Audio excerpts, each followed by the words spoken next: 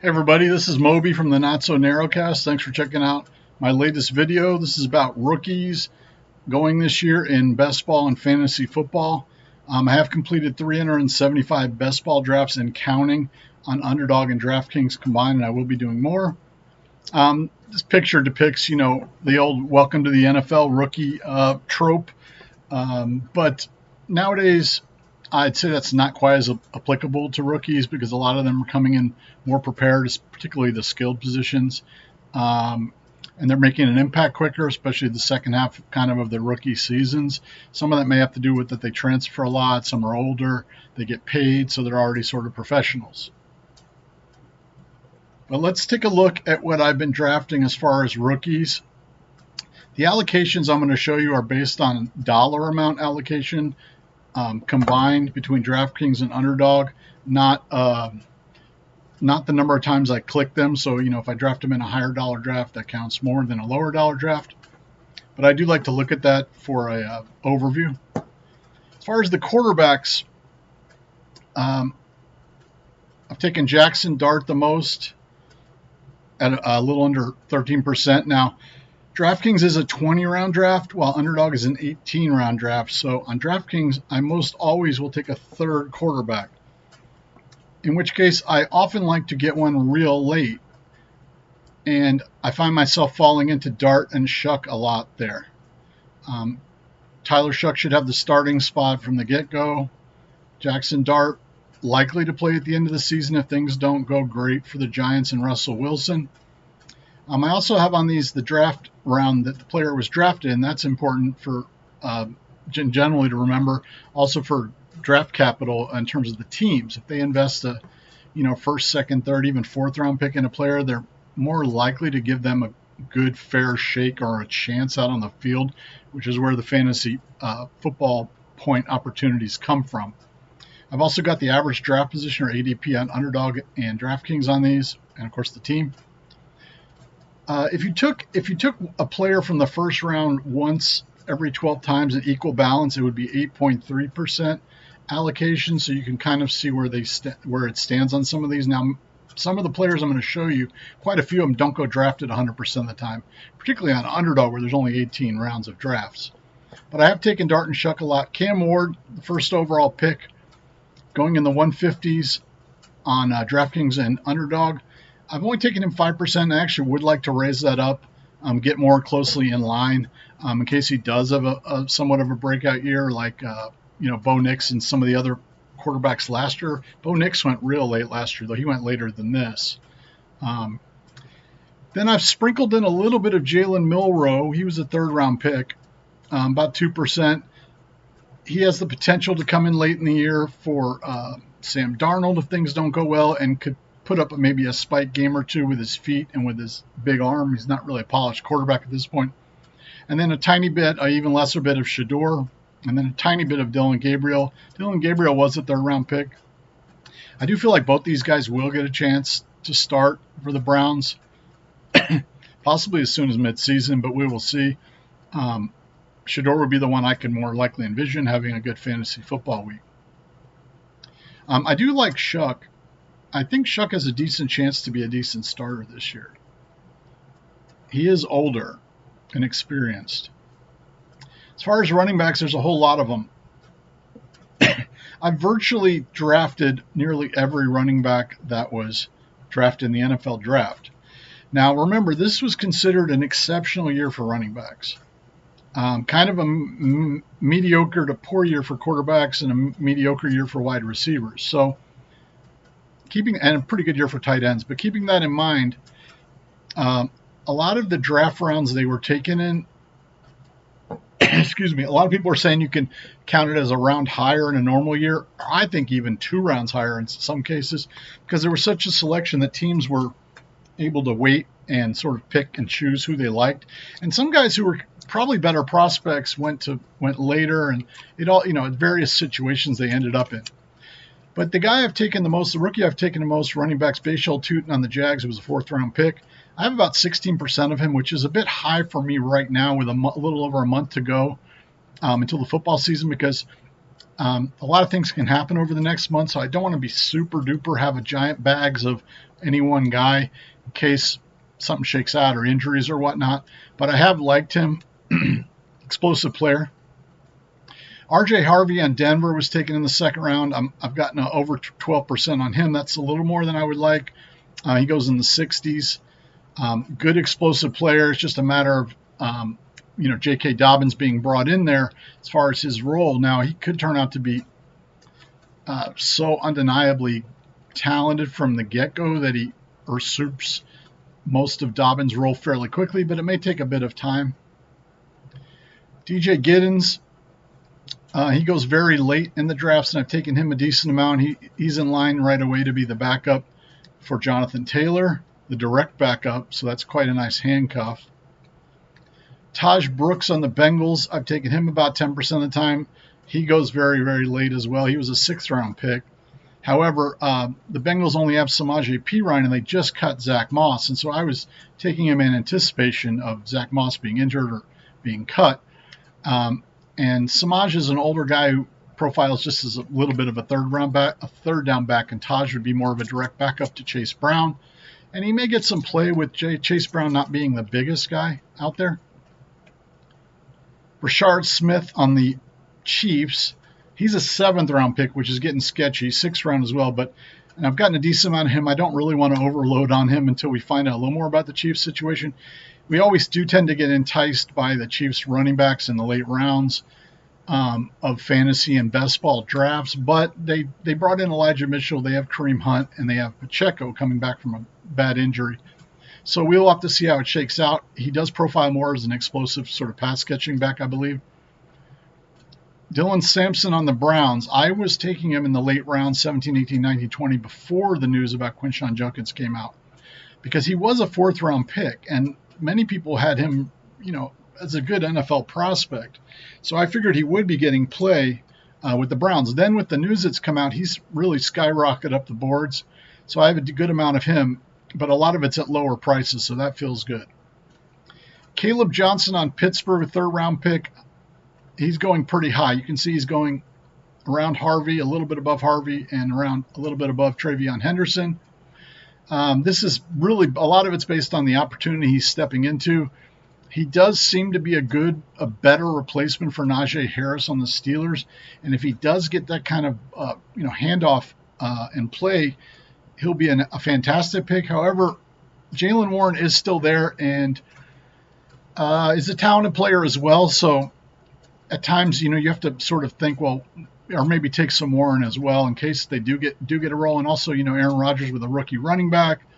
What if he misses blitz coverages or drops passes? Aaron may want to go to the veteran a little bit. So I like him, but I don't want to go, I got to temper your expectations a little bit. Jarquez Hunter on the Rams, who actually was a 4th-round pick. And he's considered more of an explosive pass-catching type back. They did take Blake Corum in either the 3rd or 4th last year, who didn't get any play behind Kyron Williams, even though a lot of people thought he could. So Jarquez's role is not set in stone, but the signs are looking good that he will have a role. Again, and these are speculative late-round picks in best ball. 9% of him. Cam Scatabo on the Giants, drafted in the 4th round. There's a big debate going on with him and Tyrone Tracy as to what their roles are going to be. Scatabo is sort of a bowling ball, but not a huge guy. He does not have breakaway speed, but he is a pass catcher. I would think he's going to have a goal line role, and as a pass catcher, I'm not 100% sure he's going to wipe the floor with Tracy, who had a pretty good year last year as a rookie. He's going in the 106s, 108s, and I've got a decent amount of him. Travion Henderson on the Pats. Looks to be a very explosive back, picked in the 2nd round, going in the 60s. I have a good amount of him. Of course, he does have Ramondre Stevenson there, who had a bad last year, but has been an effective back for them in the past and is a vet. So I wouldn't expect Travion to completely usurp him right away. He would be the kind of guy towards the end of the season that could do really well, particularly in a format like best ball. Some other rookies. Like I said, I've drafted virtually every rookie that was drafted. I've taken them at one time or another. Again, with over 375 best ball teams, you want to tack on guys at the end who can be, dart throw type players. Ashton Genty, obviously, going in the 1st round. He's going at the end of the first round on both sites. I've taken 8.2% of him, which is almost exactly as if I was having an equal allocation to him. So I'm not overweight on him, but I'm not underweight on him at this point. Most of the guys in the first and second round of the best ball and fantasy drafts, I want to have a decent allocation to. I'm not completely fading any of them, and I don't want to go super hard on them. But I do think he obviously should be very, very good in his rookie year. Now, that is high to take a rookie running back, however. Last year we were taking Marvin Harrison at the 1-2 turn, and he turned into a pretty big flop, but then Neighbors was going towards the 2-3 turn, if I remember. He turned out to be a great play. The rookie wide receivers in last year really, really shone out. Marion Hampton on the Chargers, another first-round pick. He's been moving up. He's now going in basically the third round. He was going in the fourth and fifth. He's coming into a really nice opportunity, sort of an all-around back, maybe a poor man's Bijan, you could say. And with Najee Harris being hurt and also being just such an unexplosive back, he has a good opportunity, people think, to take the reins right away and run away with it. Got a good amount of him. Jaden Blue on Dallas, fifth-round pick. He's a speedster going into a room with a really pretty poor running back room in terms of explosiveness.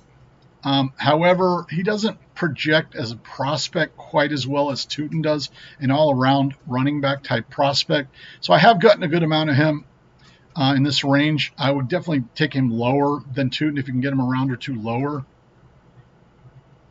Ollie Gordon on Miami is a deep sleeper I've been taking. I have about 5% of him. Kind of need to wait for more news out of Miami training camp. Jalen Wright is expected to be the primary backup to Devon Achane, who was a second-year player, but he really looked poor to me last year when he had a chance to play. So Ollie Gordon being a guy who at one time was considered a really, really top college player. He's had ups and downs. He could have a short goal line role right away, and this is sort of a speculation on him moving into a backup role or having a role, and being such a late-round pick, and Achane not being the biggest back in the world. Quinshawn is part of the messy Cleveland Browns situation. I wasn't taking him. He was a second-round pick while Sampson was a fourth, and considered a good prospect, not an incredible one. I wasn't taking him a whole lot, and as he's been plummeting with the uncertainty of news, I haven't really been adding with him. As he starts dropping more and more and more, I will be looking to add some of them, but we honestly don't know if he will play this year. However, if he does come into play, he could be a guy in the second half of the year who is a good pickup. Woody Marks is a guy on the Texans that I was taking a very little of, but it was mostly in the smaller dollar amount drafts. So I actually would like to have more of him on a percentage basis right now with Nick Chubb being injured and the uncertainty on his situation. And then Joe Mixon being injured. And then Nick Chubb is backup, possibly being washed and never fully recovering from his bad injury a couple years ago. If you listen to the coaches talk about Chubb there. So, Houston could bring in another running back. The bottom line is Woody Marks is known as a pass catching back. He does have decent size. And Houston liked him enough to take him in the fourth round. He's starting to be drafted a little bit. He was going completely undrafted. This is a guy to sprinkle in there. Monangai and the Bears, I've got about 2% of him. Not really looking to add any more unless I hear something out of training camp in regards to him in relation to Roshan Johnson and DeAndre Swift. Seventh round pick who didn't profile particularly well, so I'm not looking to add any more of him at the current time. Jordan James, he was a fifth round pick. I believe he's a pretty little back out of the 49ers. I took a bit of him sort of before we got videos and whatnot of McCaffrey's health. I'm not really looking to take much more of him right now. He may have a roll down the road, but he has Garendo in front of him and whatnot. Ja'Cory Krosky-Merritt is sort of the flavor of the week. He was a Commander's pick in the seventh round. He's looked good in training camp, supposedly, but that happens a lot. Guys look great in training camp, running backs, wide receivers. As a seventh round pick with Brian Robinson and Eckler ahead of him, may not be quite that much of a role with him this year. He might be a guy down for the future. They like him this year. So I wouldn't go overboard with him. I have about 1% of him. Devin Neal on the Saints is a guy I really wasn't that into. Sixth round pick. He was getting drafted quite a bit earlier, and he's not as much anymore. I didn't hardly take him because I think Kendre Miller is more likely to get the backup role there if he is healthy. And the coaches said everybody's getting a fresh slate there. So I do have a decent amount of Kendre Miller. And again, some of these are 19, 20 round picks for depth on DraftKings more than necessarily Underdog. Trevor Etienne is a guy I've hardly taken on Carolina, but he was a 4th round pick, and I believe he is from the Etienne bloodline, which is good.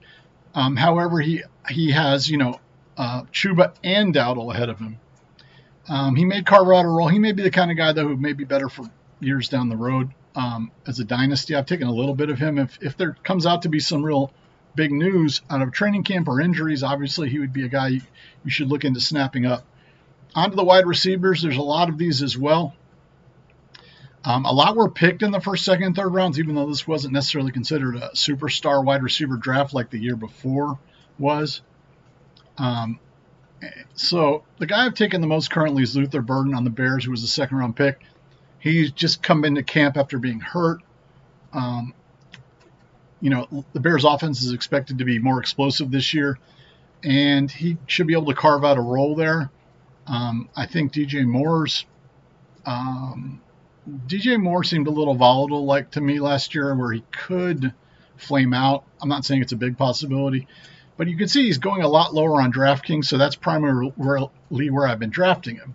25 draft points below, 2 rounds below. That's a lot. So he's a bargain on DraftKings, especially. Also, it's a PPR based format as opposed to Underdog, which is a half PPR. I have about 12% of him. Kyle Williams on the Pats went in the 3rd round.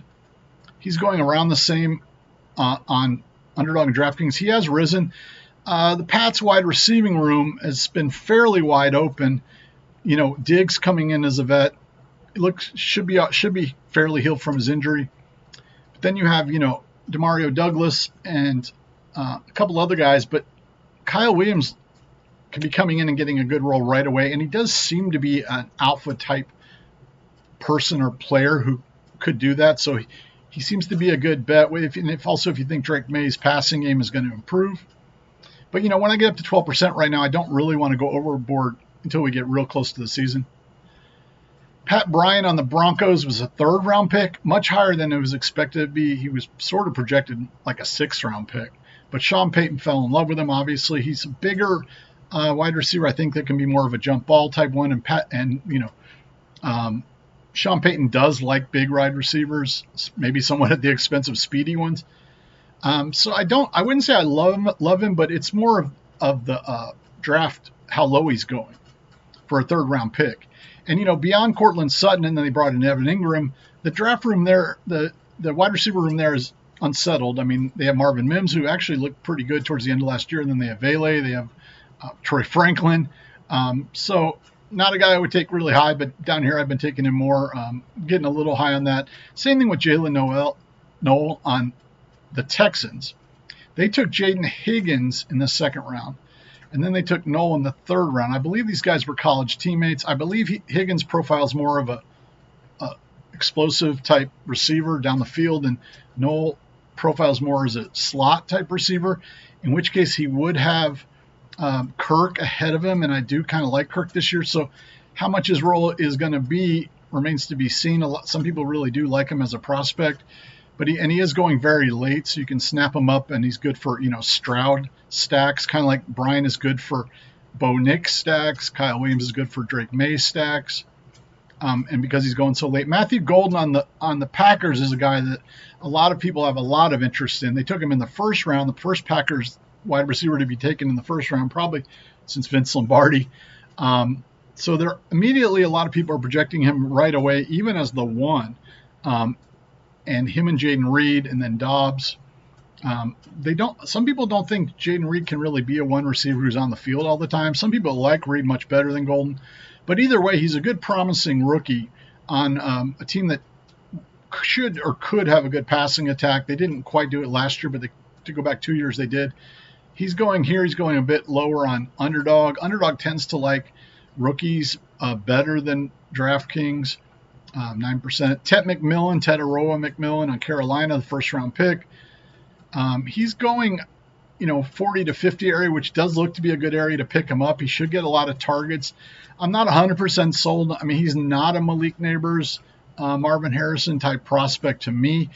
I think his upside max would be a Mike Evans, but reaching that upside max, that's who he reminded me of a little bit in watching some tape of him. But reaching that, is not easy. But going in, if Bryce Young continues to improve, he doesn't have a whole lot of competition there, and that's not an outrageous price to pay. Although there are a lot of good wide receivers who go around there.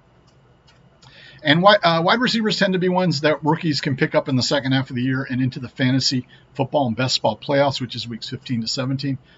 Egbuka on the Bucks was also a first-round pick, which was surprising given that they had Godwin, who was hurt. Evans and McMillan played well last year, but they obviously liked him. They took him in the first round. He's going in the 80s.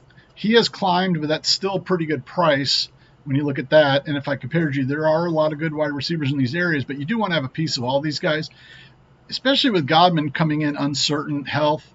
And they've been raving about him. So, you want to have some of him. Jack Besh on the Raiders was a second-round pick, which is a lot. And he had good college metrics from what I understand. However, they also took Deontay Thornton in the fourth round. And there is an opening there beyond Bowers and then Jacoby Myers. There is an opening for another wide receiver or two. They do have Trey Tucker returning, who I have taken some as well, but he goes largely undrafted. Besh has fallen a lot. The word of mouth isn't really great on him so far from what we've heard, and also there seems to be a feeling that he might be more of a slot receiver, in which case, and Thornton might be more of a longer, type receiver, in which case that might be more opportunity for Thornton, with Bowers maybe covering that role and Myers to some degree than Besh. But he was a second-round pick. Travis Hunter on Jacksonville, first pick. I'm a little bit under on him, not much. I mean, again, 8% is an average allocation. He's been coming up a bit. He's still going in the 60s. He's a guy to me that will have some really big spike weeks, but I think he'll have ups and downs depending on his usage, depending on if he breaks touchdowns. I do think De'Ami Brown will get significant play there, by the way, as a very late round pick, being that Travis Hunter's not going to be a full-time wide receiver. But, if he is this otherworldly athlete and just blows people away, then you definitely want to get a piece of him because, like I said, long touchdowns, breaking things off, and not going crazy high for a rookie compared to last year's wide receivers. Trey Harris on the Chargers, second-round pick, stepping into a very nice opportunity, or a nice opportunity with not McCaffrey, but McConkey going in very well there. Another rookie wide receiver from last year who did extremely well. And then there's Quentin Johnson, who did catch touchdowns last year, but tends to drop the ball. So a pretty good opportunity. He's going fairly high, though. So I have a good bit of him. Is he in that much of a better situation than Kyle Williams and Burden? I mean, I guess he is, but, you have to wait for yourself because draft capital does mean something. And again, I mentioned Thornton, who is within about 2 rounds of Besh. Higgins, I mentioned. He's more likely to come in and have a role right away on Houston, but he does go pretty high. I may need to get a little more of him, but I don't know if his upside may be a bit capped in his rookie year. Ayomanor on the Titans, they also took have two other rookie wide receivers and a rookie tight end, and people aren't really talking about most of them. But they did take him in the 4th round out of Stanford, and he is considered a good prospect. There's not a whole lot of competition there after Calvin Ridley, and they brought in Tyler Lockett, and then they have Chig as their tight end. He's going very late, so he's a nice late-round pickup for best ball. I might need to get a little more of him. Some other wide receivers. Now we're getting here in guys that are in the 200s, means they're largely going undrafted, and 216 means they're really going undrafted on Underdog. So if you do get one, though, and they happen to break out, you're going to have a piece that's pretty unique.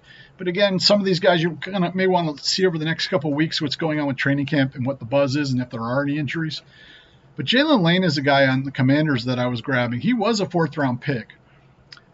You have Terry McLaurin who's holding out, maybe a little banged up. Sometimes players who hold out get injured. It's not a direct causation, but you have Debo, who isn't really a traditional wide receiver. He had really bad pneumonia, I believe, last year, and his lungs were damaged. Has he fully ever healed from that? He didn't necessarily look in great shape. So to me, that left pass catching opportunities open for the Commanders. And then you have Zach Ertz, and then Eckler when he's in is also pass catching back. But that left wide receiver opportunities open for me. And really the choices are Jalen Lane, Noah Brown, who's a vet, and Luke McCaffrey, who was a rookie last year. And Noah Brown looked to be hurt, but now he seems to be healthy, so he probably would be my preferred of them. I was grabbing Lane a bit more when it seemed like Noah Brown might be hurt. But he's one to keep an eye on. Looking into his profile, I think he does match up really well with that team. Jalen Royals, a wide receiver for the Chiefs, picked in the 4th round. I believe he's explosive. Chiefs wide receiver room, Rice is going to be out a bit. Hollywood Brown may be banged up and maybe a bit washed. So there may be opportunities there. So he's one to keep an eye on for potential opportunities for later in the season. Although we do always get intrigued by KC wide receivers and running backs, and sometimes they don't get play, or Mahomes spreads the ball around, et cetera, et cetera. There's been a lot of people burned on Chiefs pieces in fantasy drafts in the past. Keandre Lambert-Smith is getting a lot of buzz right now. He's another Chargers rookie receiver, along with Trey Harris. He went in the 5th round. He's going very late, but he has been climbing. I have a bit of him. Then a couple guys nobody's really talking about. Actually, all these guys nobody's really talking about. Arian Smith on the Jets was a 4th-round pick. He is a burner from what I understand. Now, after Garrett Wilson, they're looking right now at Josh Reynolds and Alan Lazard as their wide receivers, and they have a rookie tight end. So I feel like he could come in and have a role if Justin Fields does want to throw long balls. And nobody's talking about him. I have about 3% of him. Torrey Horton on Seattle. After Smith and Jigba and Kupp, the 3rd wide receiver role looks open there, and they also have a rookie and a young tight end. So Marquise Valdez-Scantling would probably have the inside track, being a veteran, to the more downhill receiver role, because JSN and Kupp are more shorter PPR merchants, although JSN may be taking a step forward. But Torrey Horton is another speedy wide receiver they took in the 5th round. Who I think has good promise. I have to hear what's coming out of camp on him. I got about 3% of him. Again, these would be guys I would be looking to add to if the news kept coming out more and more and more. But I've got some now whereby, I'm not hurt too bad if they turn out to be a nothing. But if they turn out to be a rocket ship, I've got in at really good prices. Isaac Tisla on the Lions was picked in the 3rd round, which nobody was expecting. I think he's more of a gadget type player this year for them. Maybe in the future he'll have a bigger role. They have so many weapons. I don't see him, maybe he could get a spike week down the stretch. I have about 2% of him. I don't really want any more right now, barring injuries. Jordan Watkins on the 49ers is a guy I'm interested in. Probably would like to get a little more of him. You have Jennings, who's a little bit disgruntled, maybe a little banged up. You have Pearsall, who may be a little banged up. You have Ayuk, who is hurt and will come back and is disgruntled.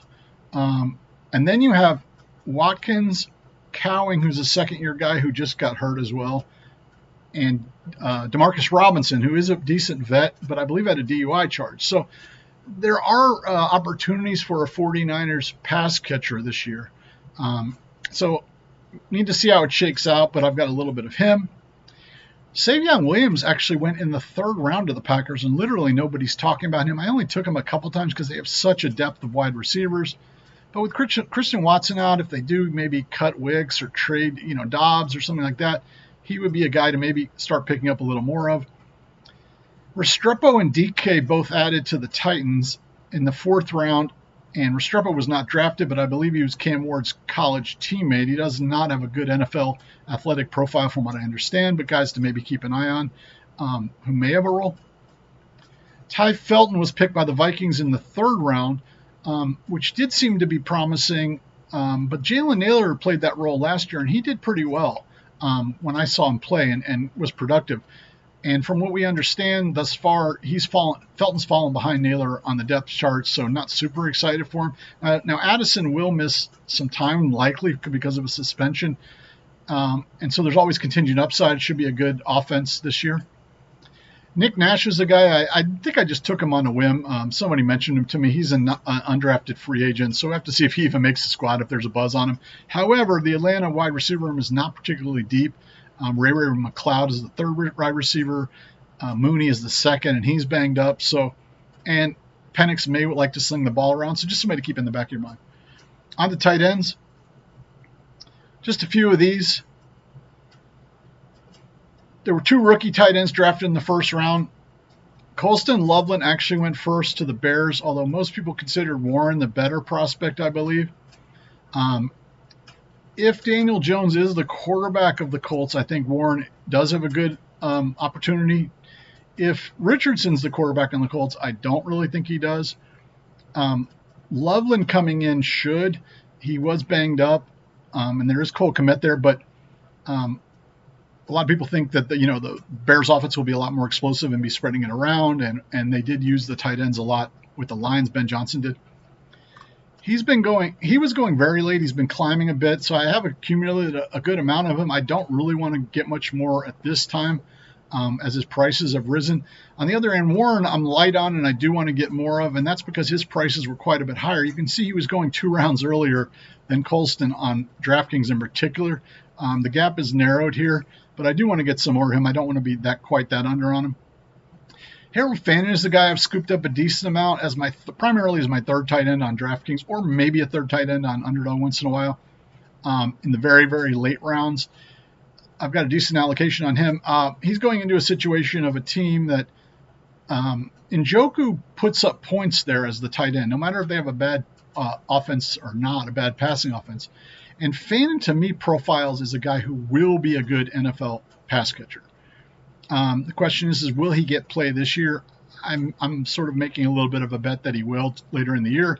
He'll have some good opportunities. But I don't want to go overboard on him. Mason Taylor was picked in the second round by the Jets. I believe that's a bit higher than people thought he would go. But he's stepping in where he should have the starting role right away. So that's another one. Rookie tight ends traditionally did poor in the NFL, but in the last few years they've done well. Some of them done extremely well. So I do want to probably get a little more of all of these guys, depending on how things shake out. And he goes late. Elijah Arroyo is a guy that was barely going drafted for Seattle. He was a second-round pick. When Fant was there, he was barely going drafted, including by me, because I figured, well, they have Fant and they have A.J. Barner. He is a bit of a raw prospect, I believe, but very, very athletic. And so now that Fant has been cut, the Seahawks are basically saying we're going with Arroyo and Barner. Now, what their roles are going to be, we're not sure, because Barner was actually good last year when he got a chance to play. He looked explosive as well, for example, in the Lions game. So Arroyo has shot up the boards, and I have accumulated some of him, but, I mean, he's getting up there where you don't want to chase him too high because he's not guaranteed to be in the starting or have all the snaps or whatnot at this point, but he does have a lot of promise. Oronde Gadsden is a guy that a lot of people were taking earlier, 5th-round pick for the Chargers. I have about 2% of them. The problem there is, they have Disley coming back, who actually caught touchdowns for them last year, and they brought in Conklin, who has been a starting tight end in the league for several years and was a decent pass catcher. So how much role there's going to be for him as a rookie, it's iffy. It's iffy there. Terrence Ferguson on the Rams is the guy they took in the second round. I probably need to add some more of him. My issue there has been that Higbee's in front of him, and if Higbee's healthy, they tend to go more for vets on the Rams, and sometimes they don't use their tight end as much. But the fact that they spent that much draft capital on him means they do like him. Now, they did spend a lot on Blake Corum last year and didn't use him either. So, but bottom line, I want to add a little more of him. And a complete dart throw shot in the dark guy I took a little bit of is Gunnar Helm. On the Titans, he was a guy who was actually projected to go higher in the draft and then had a really bad combine, I believe, because he was either injured or sick. The issue is, if he was in the Jets opportunity, I mean, something like that. But the issue, obviously, at Tennessee is that Okonkwo is there ahead of him, and apparently Cam Ward and Okonkwo are, developing a bond. Now, there is room for a second tight end on teams, especially if it's like a late dart throw and always a contingency upside. I mean, Freiermouth is a second tight end that's getting drafted regularly this year. So I've got a tiny bit of him. And again, these guys are largely going undrafted, including Fandon. So that's basically it. I really want to thank you for viewing the video. Please subscribe to the Not So Narrowcast channel, like the video so that we can keep doing them and get seen by people, and comment if there's a rookie you like, you don't like, or somebody we left off the list, or somebody you think I have a bad take on. And that's basically it. Have a good one.